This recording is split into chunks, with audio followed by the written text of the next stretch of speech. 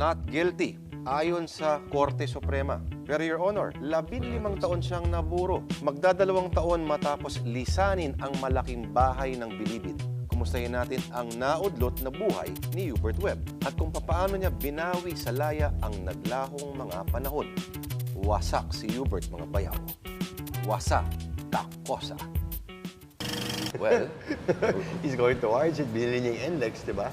we'll get there. Oo, parang ganun siya, no? Oy mga tol, welcome na naman sa isang episode ng Wasak. Kasama po natin ngayon. Nako, kamustahin natin siya. Ano ang pakiramdam ngayon dito sa malayang mundo? Ladies and gentlemen, Citizen Hubert Webb. Sir, magandang gabi sa'yo. Magandang gabi. Kahit may umaga ngayon. Oo, kahit may araw, gabi tayo, no? Oh, yan. Kamusta ka na? Looking healthy ka ngayon, ah. Kinis mo ngayon. Medyo... Thank you. I'm doing okay naman. Kinakapa ko pa rin ng konti yung mga pwede kong gawin, di pwede. How long has it been? Going 2010 eh. So, pag 2 years na Correct. siguro. 2 years na. Oo. Yung first year ko, ay dinevote ko muna sa pag-aaral para meron akong magawa man lang. Tapos ngayon, I'm getting to understand what you can do and what you can't do. Parang akong bata na nawala lahat ng nangyari, biglang lahat, parang na-shock ako. Oo nga, naalala ko noon, nung lumaya ka, yung joke sa social media, parang, let's yung sa tour Hubert. cellphone jokes, Ganyan, grabe. cellphone. Tawa nga ako nung tawa ka sa akin. Okay. Gaano ka totoo yung iba ron? Actually, sa mga upgrade naman ng ano, Oo. hindi naman ako nahulik ng grabe kasi naman my brothers and sisters would tell me about it. Naman. Parang mga jokes sa gimmick tayo sa faces, sa euphoria.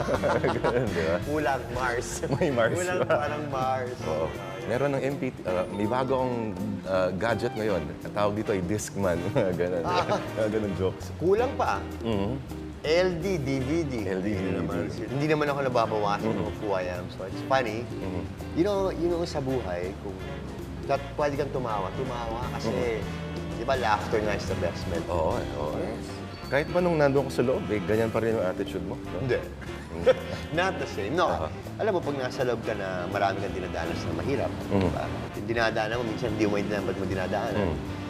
Every now and then, tatamaan ka talaga ng sobrang lungkot mo. Hindi talaga may ilagan yun. Maski anong dasal mo kay Lord, maski ano, imposibleng hindi. Maski nga yung taong nasa labas na yung problema, kumpara sa akin, for me, my opinion, na maliit.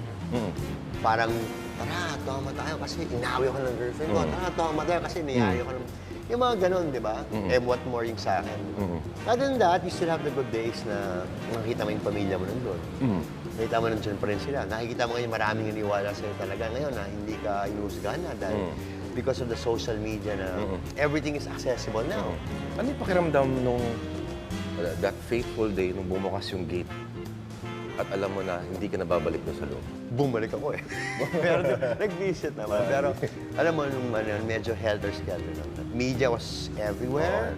I couldn't even walk properly. And paglabas ko nga, hindi ko na-enjoy kasi nirush ako doon sa kotse kasi hindi kami makaalis eh. Hindi ko pa yung naramdaman yung freedom ko till siguro mga 3 weeks after. Kasi hanggang 3 weeks may nakasunod or 3 weeks after. So, ngayon medyo settled na. Medyo alam ko na yung traffic. Okay. Yung mga one-way. Yan. Yung mga motor. Yan. Yung mga motor. Maraming motor ngayon. Yan yung mga nagmamotor. Ilang buwan bago ko naka-adjust na pagising mo, alam mo na nasa ibang lugar na ako? Siguro mga after 6 months. Although, minsan napapanaginipan ko pa rin. Merong amoy yung loob na kakaiba, no? Na parang... Sa jail.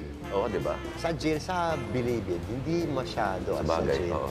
Kasi yung Bilibid, medyo open air na Oo. rin. Pero lang pagdating ng gabi na nakapadak na lahat. Yun, meron ulit yun.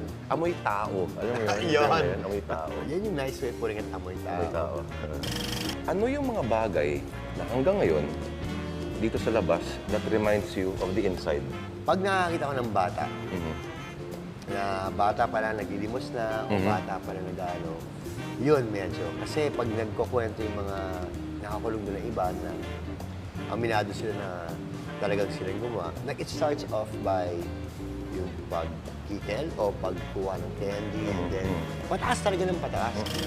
Nagulat ka ba nung lumabas ka and you're walking around, nagpapicture yung mga babae sa'yo, yung mga chicks sa'yo, sinasabi, crush na crush ka nila? Wala naman ako narinig na crush na. Ang dami kong kilala na gustong sumama ngayon. Magpapicture Ganun ba? sa'yo. Wala naman. Pero okay lang kung... Alam mo, pag nagpapapicture sa akin, ibig sabihin good yun. Good yun. Kasi hindi sila naniniwala sa nangyari. Or Okay. either or, magaang yung loob nila sa akin. Siyempre, kung galit ako sa'yo, ba't ako papakuha sa'yo? From a sociological point of view, sa tingin mo, had a case happened ngayon, when there's social media, how do you think you would have fared? I think hindi na ako umabot sa pass ng DOJ.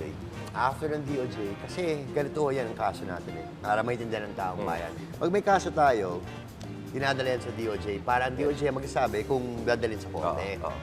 Ang witness sa akin, sa totoo lang, isang babae lang. Oo. Admitted drug user. Ito yung kamukha ni Alice Dixon. Kawawa naman si Alice Dixon doon. Pero yun na nga yun. Versus yung sa akin na may mga witnesses na aside from witnesses yung mga documentary, dapat maski sa, kunyari sa ibang bansa na, hindi papasa sa DOJ. Credibilidad ang binagdaan natin dito, di ba? So, hindi na kailangan ako eh. And But social media would have pounced Would on have that. pounced on na, oh, si ganito, si ganito, si ganito, si ganyan, si ganyan. You're saying that the presence of Twitter and Facebook would have worked to your advantage. As well as the Yahoo messengers or the information technology where you search and laki na lumalabas, di ba? So sinasabi natin kasi mas magkakaroon ng mas malaking perspective ang mga tao. Ano yung paborito mong programa sa cable? Discovery lang. Discovery. Wala akong lahat pinapag Discovery, History, yung dalawa lang.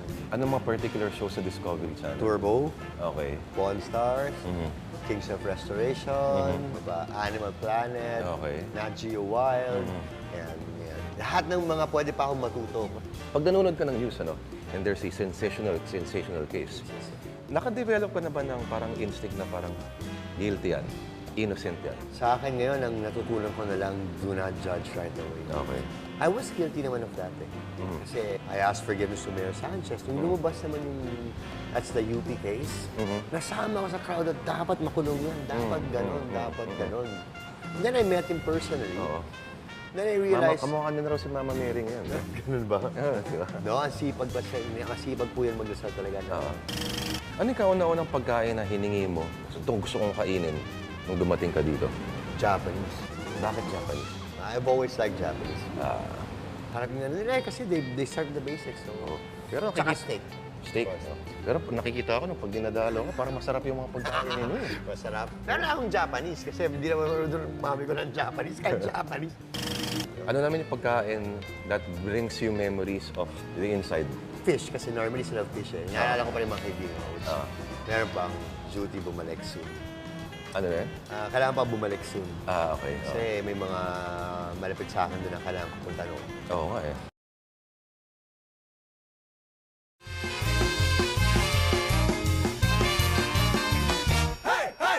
Sa gang sa loob.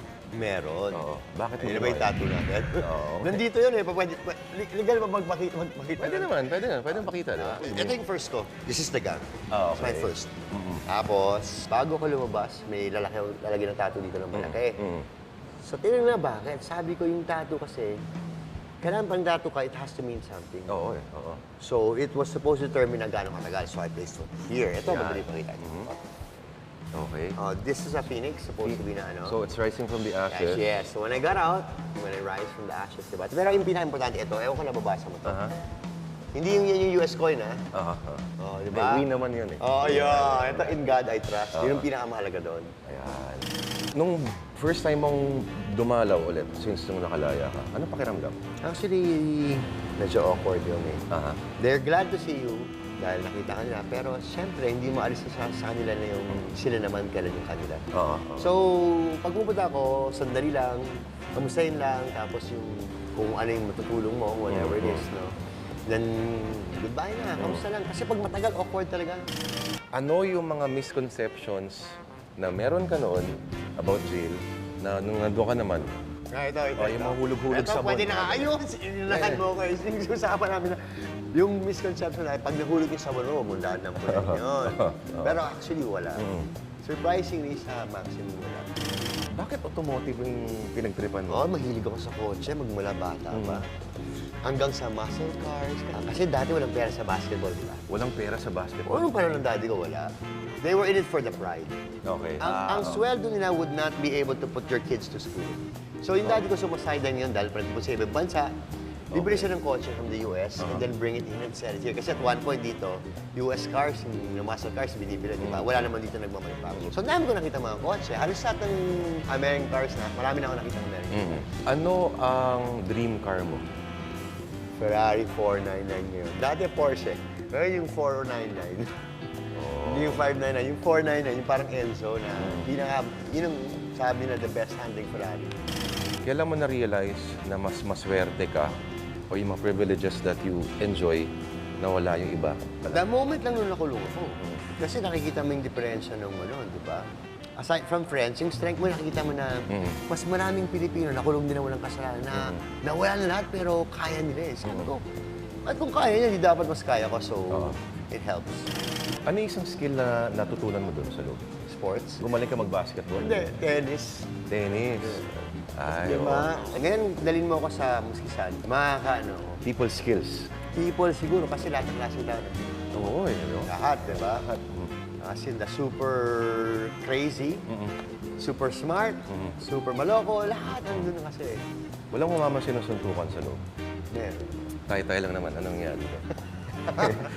Meron naman. Ako, pagdating ko lang dun, haging na ilang beses kagad eh. Wow, as in, ganun lang. Haging-haging. Hindi, sa basketball, hindi. Kasi nung nakulong ako, yung mentality ko kasi, wala akong kasalanan, papaapi pa ako. Hindi na ako pumapayag. Wala naman umabot na grabe, pero maraming muntikan. Base sa yung mga experience at yung mga kwento mo, no? Ano yung points for improvement pa? Number 1, ng justice system. Number 2, ng penal system. Like I said nung una, ang solusyon lang nila is the star witness. Tapos second, when the judges convict, they get upgraded. Every judge that convict the high-profile case went up the ranks. Parang kumbaga para sa polis. Pag nahuli, pag may nahuli, mas parang traffic enforcer, maraming na-issue ng ticket, parang mas mabibigyan. Tapos sa akin, kung Department of Justice ka, dapat alam mo kung saan ang role mo. Don't overstep your bounds. Kasi if we allow people to overstep the bounds of what they're supposed to do, what happens now? Then we have chaos. Okay. Sino pinariringgan natin dyan? Hindi ko na. Kung sino man yun, alam naman yun. At saka, hanggang naman nalaban ako na alam ng Diyos yung totoo eh. The other thing naman with the penal system, I like the way they did to Maximum. Walang patayan eh. Mababait yung mga tao. Imagine, these are hardened killers and you're okay with them. Yung after na lang. Frequency ng visits. Dapat No, madamihan. I think the skills. Okay. I think we really have to bring in skills. Unang-una, there's a lot of money to be made in Hawaii. Labor there is cheap. So if you a company then bring it there, then they'd want money. Labor is cheap. At the same time, paglabas nila, natutunan sila ng skill. Tama. Nagkaroon ng konti mga problema kasi minsan daw yung binibigyan ng pera, hindi binibigay sa tao. So Ganon. there has to be better management of that. Alam mo, they work from certain time to certain time, they expect a certain amount. Minsan doon, pinapatrabaho sila dahil wala silang pay. Dapat maski nakakulong ka, meron ka pa rin pribileho na gawin kung ano gusto mo within the laws. Tsaka productive ka pa rin dapat, di ba? If you wanna be productive, gusto ko, hindi pinipilit sa'yo. Gusto ko on your own. Kasi kung pinilit sa'yo yun, hindi mo gagawin sa labas yun. Pero pag interesado ka, gagawin mo sa labas.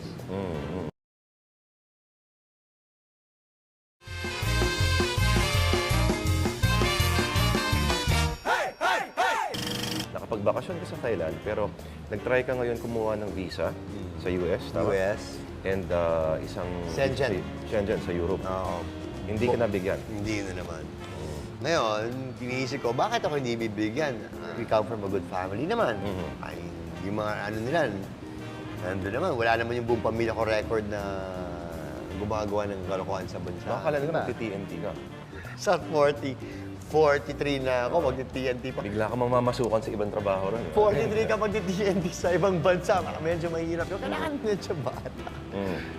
Regarding my case, marami pa rin mga disadvantages, di ba? Pero hindi ko na lang tinitignan yun. Iisip ko na lang kasi na pag hindi binigay, baka hindi pa panahon. Okay. Tulad doon nakakulong ako, dasal Lord, kailan ba ako makakalabas? Mas alam ni Lord kung ano yung tama. May punto ba na tinanggap mo na I'm gonna be here for the rest of my life? Oo, actually. Pang ilang taon yun? 6 years na doon. Sabi na, natalo kami sa appellate court. But then, this happens, and I'm out, and then you see how good God is, and then changes everything. Pero, hindi maiwasan yung lose of hope. Buti lang nandadating ulit yung family mo. Oo, oo. Malaking bagay na. At saka, pag lumabas pala yung tao, hindi pala biglang all is well. All is better, not all is well. May gusto kang apply na trabaho ngayon. Iisip nga ako pwede. Bigyan mo ako idea magandang trabaho. Ano ba mga okay? Gusto mag-newscaster? Hindi ako papasa doon. Pwede ka turuan na utol mo naman, di ba? Yan magaling yun. Okay, Ano teka. ba ba? Ano ba ba? Actually, yun, nagmamasuggest mo na work. Hilig ka magluto, di ba? Pag pumupunta ka sa mga restaurant, sa mga malls, this has happened to you. Ikaw si ano? Ano bang pangalan mo? Si Jason! Nangyayari. Uy, si Jason nangyayari. Basikan si Jason. Okay lang siya. Wala na. How do you deal with that? Mga ganyan. No, Ikaw si ano, di ba? Okay. if they, kunyari, nagkamali siya, sinabi, ako si Hubert. Sabi, yun, sabi ko na eh. Oo. Okay lang, you know. Hindi naman sila... Gano'n ka awkward yung... Ikaw yung nakulong, gano'n. Gano'n ka awkward yun? Walang ganun. Hindi sila actually. nagaganon. Pag magtatanong sila, kawawa ka naman. Buti lang, nakalabas ka na. Napanood mo yung mga pelikula na Carlo J. Caparas? Which ones? The Viscondes? Mga gano'n-gano'n. Napanood ko, some was with John Regala ba yun, di ba? Oo, John Regala. I saw some. Sabihin mo lang, hindi mo naman ako ganun kataba, di ba? Saka OA ng portrayal, talagang pawis pa eh. Kung ano talaga yung they have to really, kailangan na talaga pag-aralan yung sitwasyon talaga. Kasi meron tinatawag sa movie cinema yung exaggeration. Oo, naman. Cinematic, ano. Saka kaparas yun, boss. Pag-usapan naman natin ng yung buhay pag-ibig. Yan. Yan. Okay. Yan ang pwedeng gawing pelikula. Yung love life mo. So, ngayon, ikaw ay... Attached. Very, very much attached. bakit? Kasama. Wala ka sing-sing. Wala po kasi ang pera eh. At saka ayaw niya pa mag-propose eh. Sabi ko naman mag-propose ka na. Alam mo, sabi ko pag tumagal ka, baka hindi ko natanggapin yung proposal. Hard to get mo naman. Oo. Actually, I already know that she's the one. I'm Okay. just really looking for, Okay, pakikwento naman. Paano nag-start? Medyo... from the basic. Yeah, oo, diba? Nakilala kami ng 2000 Mhm. sa Believe It Now. Yes. We remained friends for most of the time, and then when I got out, we started seeing each other. Galing. Yeah. So matagal na kami magkaibigan muna. At doon nagsisimula lahat. Ano yung katangian na meron siya yung talagang nasabi mo, she's the one? Aside from maganda siya, Yeah, well, yun na. Doon nagtatapos ang usapan. mabait, super bait, super supportive. Family niya, okay din. Tinanggap na rin ako. Diba? Medyo, siyempre, it was also would have been hard. Sexy? For me, Oh, champion. maganda. Tapos ang pamatay doon, masarap magluto. Masarap pag Biglang yung pag, rather biglang great chef. She's actually a chef. So. Ay, yan. Yeah. Yun na. Yun na yun. Nung pagkalabas mo, saan ka unang gumimik na bar? Siguro sa bar ng Capone's. Capone's. Okay. Okay, ano yung napansin mo na, wow, ganito na pala ngayon? Sa Makati, Ganito na mga bata ngayon. I mean, in terms of behavior ng mga... Oh, you're a little bit more open, the kids now. Ganun? They're a little bit more aggressive as compared to the... Napansin ko nga. Siyempre, medyo sa edad ko, 43, yung babae ng panahon ko, iba, di ba? So, a little bit now, they're a little bit more open, a little more aggressive. Wow, I wouldn't know kasi, parang isa lang ang kalsada ko diretso. Yan. Narinig niyo yan, ha? Lalo na ikaw, Alvin Go, yung cameraman. Hindi namin kaya yung mga lalaki, kailangan diretso kayo. Kasi kung anong kaya gawin ng lalaki, kaya rin ng babae. Eh, chinochorba niya, hipag niya, yan, yung camera. Ganon? Oo. Ayan. Ano masabi mo ron? Sabi ko, paano pag ginawa sa'yo? Anong oras ka natutulog? Pag walang mapanood na sa Discovery, pag bulo na, maaga. Pag meron, late. Ang dami ng channel sa cable, aside from 120 Discovery. plus. Pare, Animax. Adi ko sa anime. Anime fan ako. Anime fan. 43 ka na, ha? Pinapanood ko lahat ng anime. One Piece, Tripod, Knockout, lahat yan. Lahat pinapanood ko. So, tapos kung may time mo kayo love watching series, Okay, so far, ano ang masasabi mong greatest lesson ng buhay mo? it only takes 30 seconds to tell a person you love them. It only takes 30 seconds for someone to die in an accident. Okay. It only takes 30 seconds to lose someone in life. So take the 30 seconds out to tell the people that you love them. You never know when you're gonna see them next. So minamaximize ko each day na I can with people I love. Mag-aaway kayo, sige. I-stress na lang kasi ganyan lang life ko. Galing. Ako, 5 seconds. Papasalamatan kita. Thank you, Maraming thank you. maraming salamat sa oras Thank you, mo. thank you, Hubert Red. Webb. Galing. 30 seconds. Wasak na wasak na wasak na wasak